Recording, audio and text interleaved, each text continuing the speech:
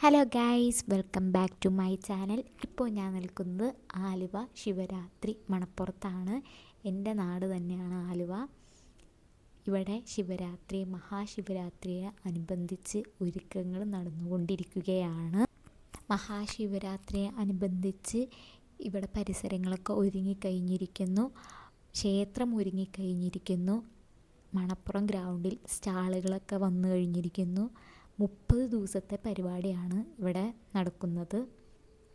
മഹാശിവരാത്രിയുടെ അന്ന് മുതൽ 30 ദിവസം പല സ്റ്റാളുകളുമുണ്ട്, റൈഡുകളുണ്ട്.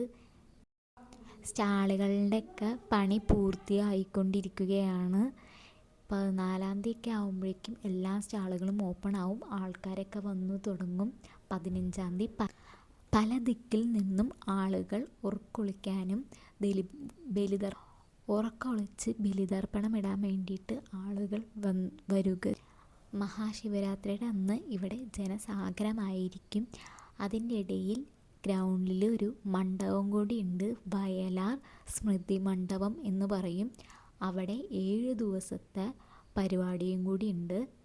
ശിവരാത്രി തുടങ്ങി 2-ാം ആഴ്ച കഴിഞ്ഞിട്ടാണ് അവിടെ ഒരു 7 ദിവസത്തെ പരിപാടി വരുന്നത്.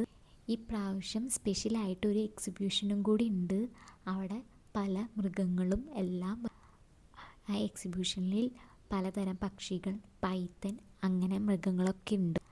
മരണക്കിണർ, തൊട്ടിയാട്ടമൊക്കെ റെഡി ആയിക്കൊണ്ടിരിക്കുകയാണ് ശിവരാത്രിക്ക്. അപ്പോൾ നമുക്ക് ശിവരാത്രിയോട് അനുബന്ധിച്ചുള്ള വീഡിയോസ് കാണാം. എൻ്റെ ചാനൽ മറക്കാതെ സബ്സ്ക്രൈബും ലൈക്കും കമൻറ്റും ഒക്കെ ചെയ്യണം.